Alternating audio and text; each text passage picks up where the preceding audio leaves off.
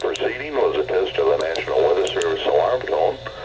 During potentially dangerous weather situations, specially equipped receivers are automatically activated to warn of the impending hazard.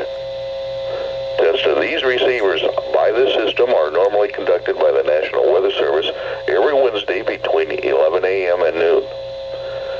When there is a threat of or existing severe weather in the area on Wednesday, the test will be postponed until the next available good weather day. The warning alarm, transmitted over National Weather Service radio stations in northern Illinois and northwest Indiana, will be activated for watches and/or warnings affecting counties in the listening area. Reception of this broadcast and the alarm tone will vary at any given location.